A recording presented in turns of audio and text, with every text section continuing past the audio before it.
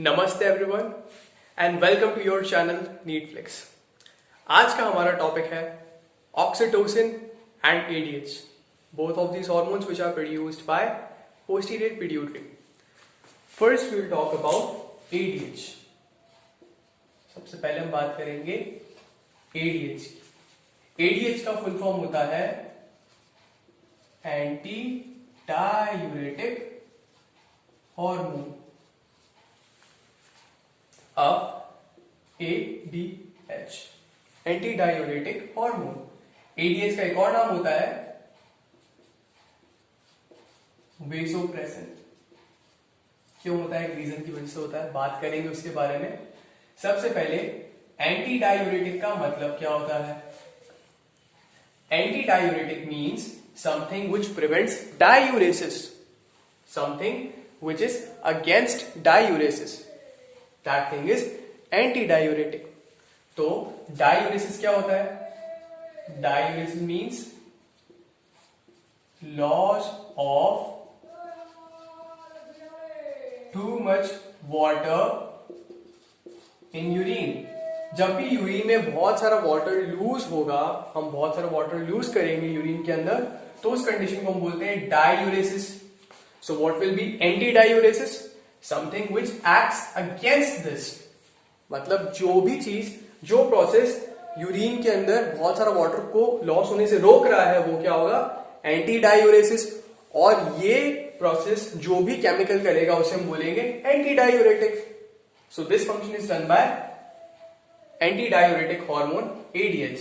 अब ये कैसे करता है ऐसा ADH? Firstly what happens, anti diuretic hormone बनता कहां पर है? न्यूक्लियाई के अंदर, न्यूक्लियस के अंदर। न्यूक्लियस क्या होता है? Collection of cell bodies within central nervous system. Brain के अंदर या स्पाइनल कॉर्ड के अंदर ऐसी जहां पर भी आपको बहुत सारी न्यूरोनल सेल बॉडीज का कलेक्शन मिल जाएगा, तो उसे हम क्या बोलेंगे? Nucleus. Hypothalamus is a part of central nervous system, brain का पार्ट है। तो वहां पर जो न्यूक्लियस होते हैं वो क्या करते हैं? एडीएच को बनाते हैं, लेकिन रिलीज नहीं करते, वो उसे स्टोर करके रखते हैं अपने नर्व एंडिंग्स में। ये पर्टिकुलर जो ये सारे जो न्यूक्लियस था, collection of neuronal cell bodies था, उसका ये एक्सॉन है, और इस एक्सॉन का ये रहा नर्व एंडिंग। वो जो भी बनाएंगे केमिकल, एडीएच बनेगा कहां पे? वहीं पर बनेगा जहां पे न्यूक्लियस है। एंड न्यूक्लियस मतलब सेल के अंदर जो न्यूक्लियस होता है, जहां पे डीएनए होता है। डीएनए बिकॉज सेल बॉडीज के अंदर होगा, तो वो बनाएंगी एडीएच को, और एडीएच एक्सॉन के थ्रू ट्रैवल करके नर्व एंडिंग पे आके स्टोर हो जाएगा। अब जब भी कोई ऐसी कंडीशन होगी जो कि एडीएच के रिलीज को स्टिम्युलेट करती है, उसकी वजह से एडीएच रिलीज हो जाएगा और ब्लड के अंदर आ जाएगा। तो बात करते हैं वो कौन कौन सी कंडीशन है जिसकी वजह से एडीएच रिलीज होगा। सबसे पहले जो एडीएच है, ये क्या कराता है? ये एंटी डायूरेटिक हार्मोन है, मतलब ये डायूरेसिस को रोकता है। इसका पहला फंक्शन क्या है? It prevents diuresis which is loss of excessive amount of water in urine. And ऐसा कब करेगा? जब ये नेफ्रॉन पे एक्ट करेगा। नेफ्रॉन क्या होता है? Nephron is structural and functional unit of kidneys. अब जो नेफ्रॉन होता है उसके क्या क्या पार्ट्स होते हैं? एक नेफ्रॉन है जिसमें ग्लोमेरुलस होता है, कप शेपेड स्ट्रक्चर। नेक्स्ट होता है प्रॉक्सिमल कॉन्वोल्यूटेड ट्यूब्यूल। एक होता है हैंगलेज लूप। इसके दो पार्ट्स होते हैं। एक होता है जो पार्ट नीचे आ रहा है, जो चीज नीचे आती है उसे हम बोलते हैं डिसेंडिंग। तो एक पार्ट हो जाएगा डिसेंडिंग लूप ऑफ हैंगलेज लूप, और एक हो जाएगा असेंडिंग पार्ट, जिसे हम बोलते हैं असेंडिंग लूप या असेंडिंग ट्यूब्यूल ऑफ हैंगलेज लूप। तो असेंडिंग ट्यूब्यूल ऑफ हैंगलेज लूप ऊपर जाएगा, यहां पर आएगा डीसीटी। डीसीटी क्या है? डिस्टल कॉन्वोल्यूटेड ट्यूब्यूल, और ये आ गया कलेक्टिंग पार्ट। एडीएच रिलीज होता है ब्लड के थ्रू, और कहां पे आ जाता है? नेफ्रॉन पे आ जाता है। और कहां एक्ट करता है? डीसीटी पे। जो एडीएच है वो एक्ट करेगा डीसीटी पे, और डीसीटी पे एक्ट करने के बाद ये क्या कराएगा? इन सेल्स को परमिएबल बना देगा फॉर वाटर, मतलब क्योंकि इसे वाटर को रीअब्सॉर्ब कराना है, यूरिन में लूज होने से रोकना है। वाटर क्या होगा, यहाँ पे ब्लड के थ्रू वाटर आ जाएगा, अफरेंट आर्टिकल के थ्रू वाटर आएगा, फिल्टर हो जाएगा, फिल्टर होके ये ट्रैवल होगा पूरे ट्यूब्यूल से घूमेगा। अब अल्टीमेटली अगर एक कलेक्टिंग डक्ट तक पहुंच गया, इसने कलेक्टिंग डक्ट को क्रॉस कर दिया, तो उसके बाद आप उसको रीअब्सॉर्ब नहीं कर पाओगे। तो इसे रीअब्सॉर्ब कहां करता है, जैसे ये डिस्टल ट्यूब्यूल पे आता है, इस वाटर को ये रीअब्सॉर्ब करा देता है ADH। तो इससे क्या होगा, वाटर रीअब्सॉर्ब हो जाएगा, वाटर लूज नहीं होगा यूरिन में। That's how ADH acts. अब ये करता कैसे एक्चुअली, ये क्या करेगा, ऑब्वियसली हमने बताया था ADH क्या है, एक प्रोटीनेशियस हार्मोन है, मेम्ब्रेन बाउंड रिसेप्टर पे एक्ट करेगा डिस्टल कॉन्वोल्यूटेड ट्यूब्यूल की सेल्स पे, और उनके अंदर बायोकेमिकल चेंज लेकर आएगा। जी प्रोटीन कपल रिसेप्टर पे एक्ट करता है, बायोकेमिकल चेंज लेकर आएगा, जिसकी वजह से जो यहाँ पे अंदर इन सेल के अंदर ही वेसाइकल्स के अंदर कुछ चैनल्स पड़े होते हैं, तो वो क्या करता है, यहाँ पे कुछ चैनल्स बना देगा जिनके थ्रू वाटर फ्रीली मूव कर सकता है। और जब वाटर फ्रीली मूव कर जाएगा इन चैनल से थ्रू, तो रीअब्सॉर्ब हो जाएगा। वो चैनल्स जो वाटर के मूवमेंट को अलाउ करते हैं उन्हें हम क्या बोलते हैं, एक्वापोरिन्स। तो ये एक्वापोरिन है जो ADH इम्प्लांट करता है डिस्टल कॉन्वोल्यूटेड ट्यूब्यूल के सेल्स पे, जिसकी वजह से वाटर रीअब्सॉर्प्शन होता है। तो हुआ क्या, ADH रिलीज हुआ पोस्टीरियर पिट्यूटरी से, ये पोस्टीरियर पिट्यूटरी, यहां से ADH रिलीज हुआ, ब्लड के अंदर गया, ब्लड से कहां पर आया, किडनीज में आकर इसने एक्ट किया डिस्टल कॉन्वोल्यूटेड ट्यूब्यूल पे, जहां पर इसने वाटर का रीअब्सॉर्प्शन कराया। That's one function of ADH। Now what is second function? This is what an average student knows. A brilliant student knows that ADH is another function, जो इसके नाम से पता चलता है, इसका जो दूसरा नाम है वेसोप्रेसिन। वेसोप्रेसिन, इस नाम को एक बार स्टडी करते हैं। What is meaning of vasopressin? Vaso is the word for blood vessels. Pressin means to contract. So what it does, it presses blood vessels or it contracts blood vessels. Vasopressin या ADH एक ही चीज है, ये water reabsorption तो कराती है, लेकिन उसके साथ ये ब्लड वेसल्स पे एक्ट करती है, और ब्लड वेसल्स पे एक्ट करके उन्हें कंस्ट्रिक्ट कराती है। कंस्ट्रिक्ट कराने का मतलब क्या है, मान लो कि ये कोई ब्लड वेसल थी, इसका डायमीटर था कुछ इतना, जब वेसोप्रेसिन या ADH इस पे एक्ट करेगा तो क्या करेगा, इनका डायमीटर कम हो जाएगा। इसका डायमीटर कम हो गया, पहले इतना बड़ा था, इतना सा हो गया। So this process is known as vasoconstriction and it is another function of ADH और vasopressin। ठीक है, अब ये सब क्यों हो रहा है, सबसे पहले वो देख लेते हैं। ये सब क्यों होगा, ऑब्वियसली कोई ऐसी कंडीशन होगी जहां पर आपको वाटर को बहुत ज्यादा रीअब्सॉर्ब करना होगा, तभी ADH निकलेगा, क्योंकि ADH के निकलते वो क्या करता है, वाटर को रीअब्सॉर्ब कराता है। क्या कोई ऐसी कंडीशन होगी जहां पर ब्लड वेसल्स का कॉन्ट्रैक्ट होना बहुत जरूरी होगा, तो वो क्या क्या कंडीशंस है, वही कंडीशंस ADH को रिलीज कराती है। यहां से हाइपोथैलेमस के जो न्यूक्लियाई होते हैं यहां पर सिग्नल भेजती है, जिसकी वजह से जो इसकी नर्व एंडिंग होती है वहां से ये ADH को रिलीज करा देता है। इसकी नर्व एंडिंग पोस्टीरियर पिट्यूटरी में होती है। वो कौन सी कंडीशंस है, पहली कंडीशन है, मान लो आप रेगिस्तान में चले गए, you are in the desert, you have no water to drink. उस कंडीशन में क्या होगा, आपका जो ब्लड होगा, ब्लड के अंदर जो वाटर, ब्लड के क्या कंपोनेंट्स होते हैं पहले वो देख लेते हैं। ब्लड के अंदर होता है प्लाज्मा और दूसरी सेल्स होती हैं कुछ जिन्हें हम बोलते हैं फॉर्म्ड एलिमेंट्स। प्लाज्मा के अंदर क्या होता है, ऑलमोस्ट 92% वाटर होता है, और कुछ सल्यूट्स भी होते हैं जिनके अंदर प्रोटीन आ जाएगा, इलेक्ट्रोलाइट आ जाएगा, ये सब भी होते हैं। होगा क्या, जब आप ऐसी जगह फंस गए, मान लो रेगिस्तान में हो जहां पे पीने के लिए पानी नहीं है, तो आपके ब्लड के अंदर जो वाटर होगा, प्लाज्मा होता है, ब्लड के अंदर, ब्लड प्लाज्मा से मिलकर बना होता है, प्लाज्मा के अंदर 92% वाटर होता है। तो अल्टीमेटली ऐसी कंडीशन के अंदर वाटर जो होगा वो कम हो जाएगा, और अगर ये वाटर कम होगा तो जो सेल्स होती है वो डिहाइड्रेट होने लगेंगी, और अगर ऐसी कंडीशन आई तो it is possible that person can die. तो उस कंडीशन में क्या होता है, एडीएच निकलता है, बिकॉज उसे पता है बॉडी के अंदर जो वाटर है वो कम हो रहा है, पीने के लिए हमारे पास वाटर का इंटेक जो है वो बिल्कुल कम हो चुका है। इवन रेगिस्तान में आप स्वेट कर रहे हो बहुत ज्यादा, तो वाटर लॉस तो बढ़ रहा है, वैसे ही बढ़ रहा है। तो उस टाइम में क्या करता है एडीएच क्या करेगा, डीसीटी पैक करके वाटर का रीएब्जॉर्प्शन कराएगा, ताकि यूरिन के अंदर जो वाटर लूज कर रहे थे वो और कम हो जाए। मतलब जब भी एडीएच रिलीज होगा तो जो यूरिन के अंदर वाटर होगा वो कम होगा, तो यूरिन कैसा होगा, कंसेंट्रेटेड। यूरिन कैसा है, कंसेंट्रेटेड है, बिकॉज ऑफ एडीएच।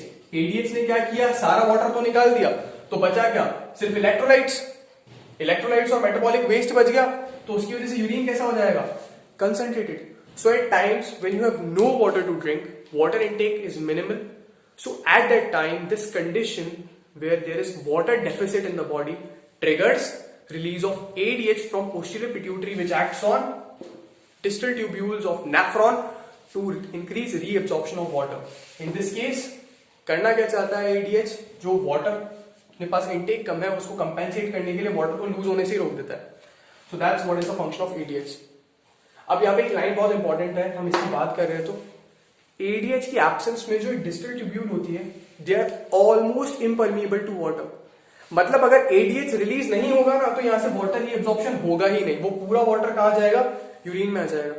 तो मान लो कोई एक इंडिविजुअल, जैसे आपने एक टाइम पे बोला 10 लीटर पानी पीछो, और मान लो वो पी गया, अगर किसी ने 10 लीटर पानी पी लिया तो उसके प्लाज्मा के अंदर वाटर का अमाउंट क्या होगा, बढ़ जाएगा।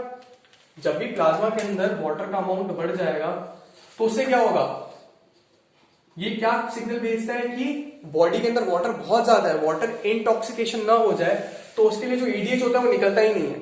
हाइपोथैलेमस में सिग्नल जाएगा कि एडीएच का रिलीज तो होना ही नहीं चाहिए, और एडीएच रिलीज होगा ही नहीं। एडीएच रिलीज नहीं होगा तो क्या होगा, उस कंडीशन में जो यूरिन होगा कैसा होगा, पहले लिख देते हैं। अगर प्लाज्मा के अंदर वाटर बहुत ज्यादा है तो क्या होगा, जो एडीएच है वो नहीं निकलेगा, नो एडीएच रिलीज। और अगर एडीएच नहीं निकलेगा तो वाटर रीअब्जॉर्प्शन नहीं होगा, no water reabsorption from distal tubules. और ऐसा हुआ तो यूरिन कैसा होगा, dilute, urine is dilute, completely dilute. तो ऐसे इंडिविजुअल जब एडीएच नहीं निकलेगा ना, उनको यूरिनेट भी बार बार करना पड़ेगा। तो अगर आप बहुत ज्यादा पानी पी लेते हो तो आपको बार बार यूरिनेट करना पड़ेगा, बिकॉज एडीएच का रिलीज अब नहीं हो रहा है। और इन कंट्रास्ट अगर ऐसा कंडीशन है जहां आपने पानी नहीं पिया तो एडीएच रिलीज होगा, और अगर एडीएच रिलीज होगा तो वाटर का रीअब्जॉर्प्शन कराएगा। ठीक है, अब एक कंडीशन की बात कर लेते हैं इससे रिलेटेड। कई बार क्या होता है, जो एडीएच होता है वो सिक्रीट नहीं हो पाता, कंप्लीट डेफिशिएंसी ऑफ एडीएच। अगर एडीएच एंटी डायूरेटिक हार्मोन की डेफिशिएंसी हो जाती है तो उस कंडीशन को हम क्या बोलते हैं, डायबिटीज इंसिपिडस, या फिर पॉलीयूरिया। वाई पॉलीयूरिया, मैंने आपको बताया अगर एडीएच नहीं निकलेगा तो आपको बार बार यूरिनेट करना पड़ेगा, क्योंकि वाटर एब्जॉर्प्शन नहीं हो रहा है, तो यूरिन कंप्लीटली डाइल्यूट है, और यूरिन का अमाउंट भी ज्यादा है, क्योंकि वाटर ज्यादा है तो यूरिन का वॉल्यूम ज्यादा है, तो आपको बार बार यूरिनेट भी करना पड़ेगा। That's why you call it polyuria और diabetes insipidus. Why diabetes insipidus, diabetes insipidus not mellitus, पर डायबिटीज क्यों, इसका एक्सप्लेनेशन मैं आपको दूंगा जब हम इंसुलिन की बात करेंगे। फिलहाल ये तो क्या एक फंक्शन एडीएच का। दूसरा फंक्शन क्या था, वेसोकंस्ट्रिक्शन। अब वेसोकंस्ट्रिक्शन कब करेगा, तो पहले ट्रिगर क्या था, ओके पहले ट्रिगर को एक अच्छा नाम दे देते हैं। जब मैंने बोला कि प्लाज्मा के अंदर वाटर कम है तब एडीएच निकला। अगर वाटर कम है रिलेटिवली तो सल्यूट्स तो ज्यादा है ना, सल्यूट्स ज्यादा है। जस्ट लाइक केमिस्ट्री में बात करते हैं मोलैरिटी की, यहां पे बात करेंगे ऑस्मोलैरिटी की। ओके, हम बात कर रहे थे ऑस्मोलैरिटी की, तो ऑस्मोलैरिटी क्या होता है, जस्ट लाइक मोलैरिटी क्या था, moles of solute divided by volume of solution. यहाँ पे क्या होता है, मोल्स ऑफ वही सल्यूट जो हमारे प्लाज्मा के अंदर होंगे। क्या होगा, हमारे प्लाज्मा के अंदर सल्यूट्स के अंदर प्रोटीन्स होंगे, इलेक्ट्रोलाइट्स होंगे, divided by volume of plasma. ये ऑस्मोलैरिटी का मेजर देता है हमको हमारे ब्लड के अंदर। अब किसी कंडीशन में अगर वाटर का अमाउंट कम है तो प्लाज्मा वॉल्यूम कम होगा, अगर प्लाज्मा का वॉल्यूम कम होगा तो ऑस्मोलैरिटी बढ़ेगा। क्यों बढ़ेगा? क्योंकि रिलेटिवली आपके जो इलेक्ट्रोलाइट्स हैं वो ज्यादा हो चुके हैं, तो ऑस्मोलैरिटी बढ़ जाएगा। और इस कंडीशन को हम बोलते हैं hyper osmolarity. What we call it? We call it hyper osmolarity. And hyper osmolarity is the trigger for ADH release. ADH इस कंडीशन की वजह से निकल रहा था कि वाटर कम था प्लाज्मा के अंदर, उसी कंडीशन को हमने नाम दिया है हाइपर ऑस्मोलैरिटी, और उसकी वजह से ही एडीएच निकलता है। तो डिहाइड्रेशन हो गया, या फिर आप कहीं पर रेगिस्तान में चले गए जहां पे आप डिहाइड्रेट हो रहे हो, वाटर इनटेक कम हो गया, या मान लो आपका वाटर इनटेक कम है, आप नॉर्मल हैबिटेट के अंदर हो लेकिन आपका वाटर इनटेक कम है, उस टाइम भी एडीएच निकलेगा। तो अगर आप नोटिस करो, अगर आप किसी दिन पानी कम पीते हो तो आपका जो यूरिन होता है वो डार्क कलर्ड आता है। उसका एक रीजन ये भी होता है कि आपका वाटर इनटेक कम है, तो एडीएच रिलीज जो है बहुत ज्यादा बढ़ गया है, और एडीएच अगर निकल रहा है तो यूरिन को कंसंट्रेट कर रहा है। ओके, इसका नेक्स्ट फंक्शन क्या है? वेजोकंस्ट्रिक्शन। वेजोकंस्ट्रिक्शन क्यों होगा, क्यों जरूरत पड़ेगी? अगर किसी भी रीजन की वजह से ब्लड प्रेशर कम हो गया है,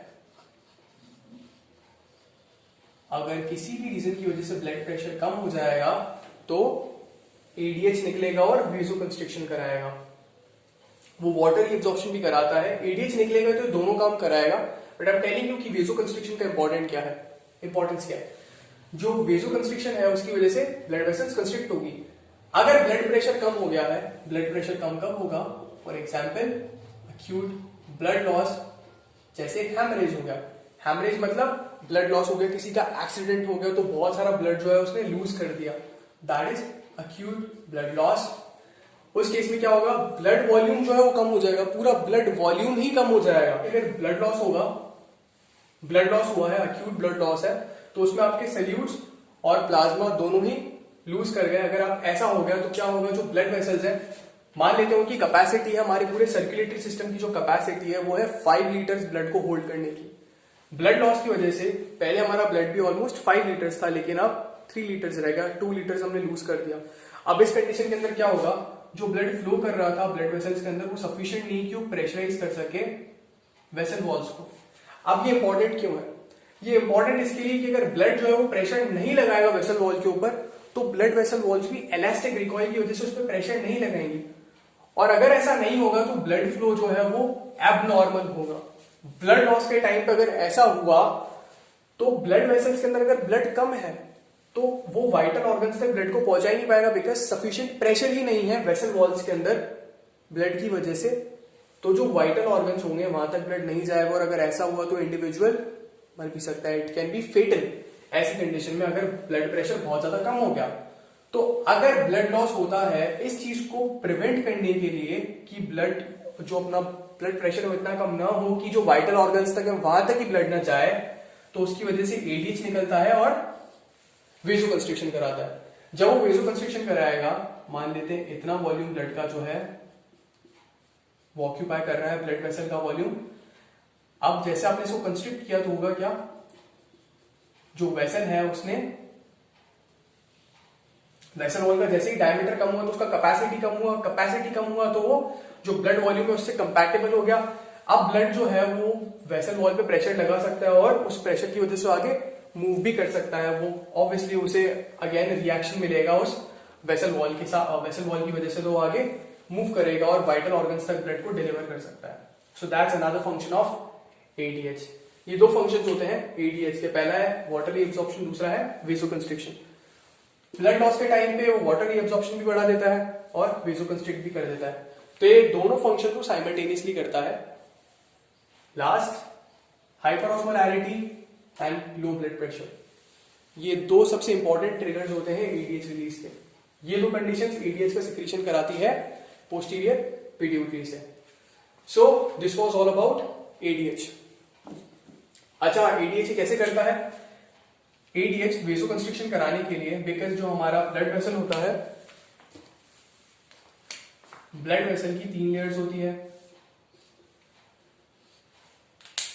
पहली लेयर क्या होती है? एंडोथेलियल सेल से मिलकर बनी होती है, जिसे हम ट्यूनिका इंटिमा बोलते हैं। Tunica intima, they are epithelial cells. दूसरी लेयर होती है स्मूथ मसल्स की, दूसरी लेयर होती है स्मूथ मसल्स की just outside endothelium and this layer is known as tunica media, we call it tunica media. अंदर वाली लेयर ट्यूनिका इंटिमा। एंड जो सबसे बाहर लेयर होती है, सबसे बाहर एक लेयर होती है जहां पे कनेक्टिव टिश्यू होता है, कोलेजन फाइबर्स होते हैं, उस लेयर को हम क्या बोलते हैं? Tunica externa. ओके, तो ये 3 लेयर्स होती है ब्लड वेसल की। और ऑब्वियसली अगर आपको कॉन्ट्रैक्ट कराना है किसी चीज को तो आप किस पे एक्ट करोगे? आप किस चीज को स्टिमुलेट करोगे? स्मूथ मसल को। तो होता क्या है? Tunica externa. जो एडीएच होता है वो कहां एक्ट करता है? आके ट्यूनिका मीडिया पे। कहां एक्ट करेगा? ट्यूनिका मीडिया पे। और क्या कराएगा? वेसोकंस्ट्रिक्शन कराएगा। Okay, so this was all about ADH. Last let's talk about oxytocin. Oxytocin again it's secreted by posterior pituitary. Function क्या होता है? इट कॉजेस मिल्क इजेक्शन,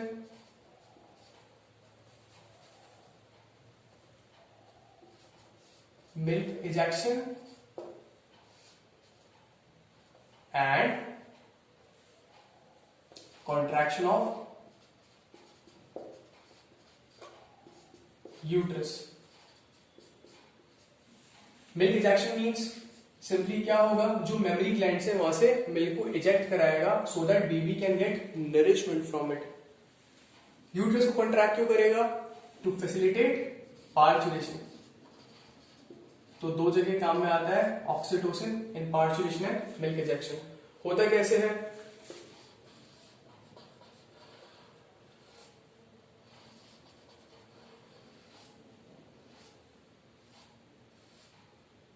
ये क्या है?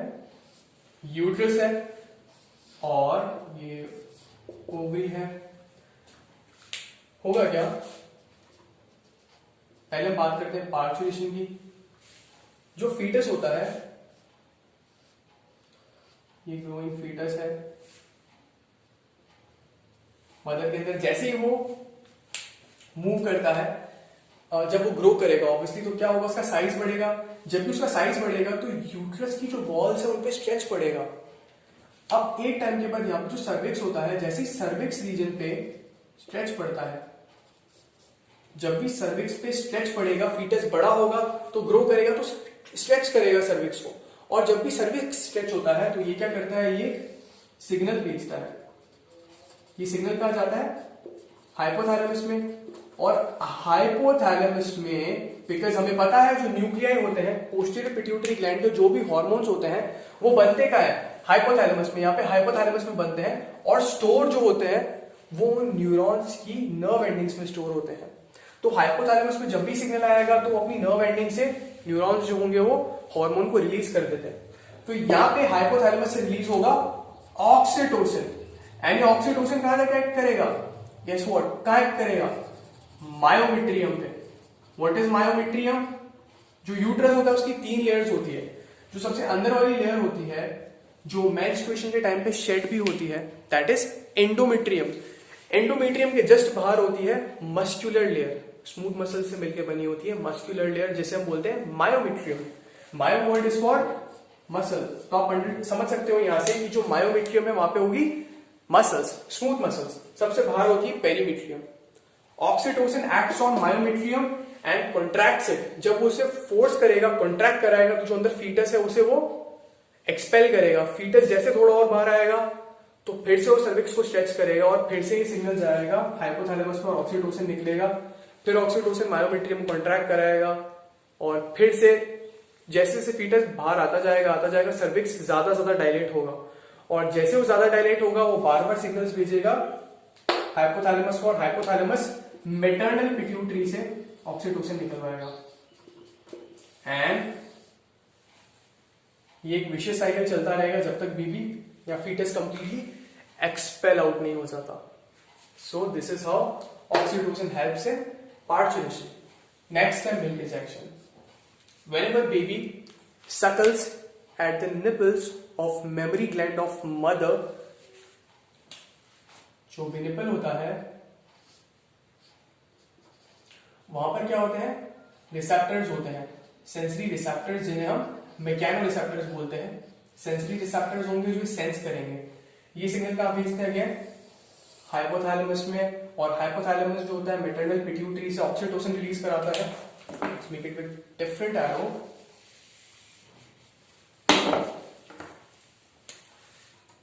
ये सेंसरी रिसेप्टर से सिग्नल भेजते हैं हाइपोथैलेमस को, हाइपोथैलेमस से ऑक्सीटोसिन निकलता है और ये ऑक्सीटोसिन एक्ट करता है मेमोरी ग्लैंड्स में। मेमोरी ग्लैंड्स में क्या होते हैं?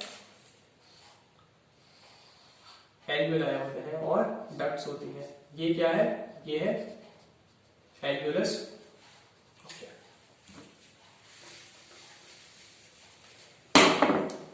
Let's draw it here.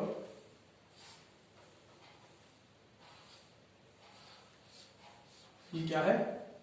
ये सैक लाइक जो स्ट्रक्चर ऐसे हम बोलते हैं एल्वियोलस, और ये क्या है? डक्ट है। जो एल्वियोलस होती है इसकी लाइनिंग में दो टाइप के सेल्स होते हैं। एक सेल्स वो जो प्रोड्यूस करते हैं मिल्क, और दूसरे वो सेल्स जो इसके इंजेक्शन को कंट्रोल करते हैं। जो इसके इंजेक्शन को कंट्रोल करते हैं वो होते हैं ये वाले सेल्स, जिन्हें हम बोलते हैं मायोएपिथेलियम। मायोएपिथेलियम अगेन क्या वर्ड आ गया? मायो। मायो इज फॉर मसल।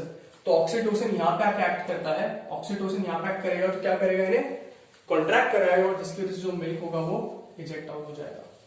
मिल्क का इजेक्शन हो जाएगा because of oxytocin. So oxytocin का फंक्शन क्या है? It is milk ejection and parturition by acting on the maternal pituitary gland to secrete oxytocin। ये सुपर इंपॉर्टेंट है कि maternal pituitary से ऑक्सीटोसिन निकलता है इन दोनों प्रोसेसेस के अंदर। So let's recap. हमने आज क्या देखा? हमने देखा ADH एंड ऑक्सीटोसिन के बारे में। Both of this hormones they are produced by posterior pituitary in response to particular stimuli. For example, ADH, the stimulus for the release of ADH is low blood pressure. Low blood pressure, whenever we encounter low blood pressure, just like in conditions like acute blood loss, उन condition में जहाँ पे blood volume कम हो जाता है, blood pressure कम हो जाता है, उन कंडीशन में ADH निकलता है। And whenever water intake is reduced or somehow the plasma water is depleted, this leads to a condition where there is less water within plasma and we call it hyperosmolarity. Obviously because solutes and electrolytes now their concentration will be relatively increased. इस condition में हाइपरऑस्मोलैरिटी में और decrease blood volume के case में ADH निकलता है। ये signals कहा जाते हैं हाइपोथैलेमस में। हाइपोथैलेमस के जो न्यूक्लियस ADH को अपनी नर्व एंडिंग्स में स्टोर किए हुए होते हैं वो रिलीज कर देते हैं ADH को। ADH ब्लड में आता है, ब्लड से वो नेफ्रॉन में जाता है, नेफ्रॉन में वो डिस्टल ट्यूब्यूल के सेल्स पे एक्ट करता है और वाटर की एब्सॉर्प्शन बढ़ा देता है। ADH also acts on blood vessels and causes them to constrict. Constrict करेगा तो क्या होगा? जो कैपेसिटी होगा सर्कुलेटरी सिस्टम का कम हो जाएगा और कंपैटिबल हो जाएगा ब्लड वॉल्यूम से। तो जो ब्लड प्रेशर है वो कम नहीं होगा और वाइटल ऑर्गन्स तक ब्लड स्टिल आप सप्लाई कर पाओगे। Okay, these were functions of ADH, and if there is a condition in which there is deficiency of ADH release, then that condition is known as diabetes insipidus or polyuria, because a person with complete deficiency of ADH will secrete a huge amount of urine and that urine will contain a lot of water. Next comes oxytocin. The functions of oxytocin, because it acts on smooth muscles, it is useful in milk ejection and contraction of uterus. With the function of milk ejection, it helps in nourishment of fetus, and with the function of contraction of uterus, it helps in parturition. How this thing happens? Whenever fetus grows and has attained a particular size, then it causes stretch on cervix. This stretch is sensed by receptors in the cervix and this signal is sent to hypothalamus. Hypothalamus then stimulates maternal posterior pituitary to secrete oxytocin. Oxytocin then goes about to act on the myometrium of uterus and causes contraction. The contraction is helpful in expulsion of fetus from female's body, from mother's body. And next, whenever baby suckles at the mammary glands at the nipples of mother, then the sensory receptors on the nipple, they carry this sensation to hypothalamus, and hypothalamus again stimulates posterior pituitary of mother to secrete oxytocin, and oxytocin that acts on myoepithelium to facilitate ejection of milk. So that's all for today, thank you.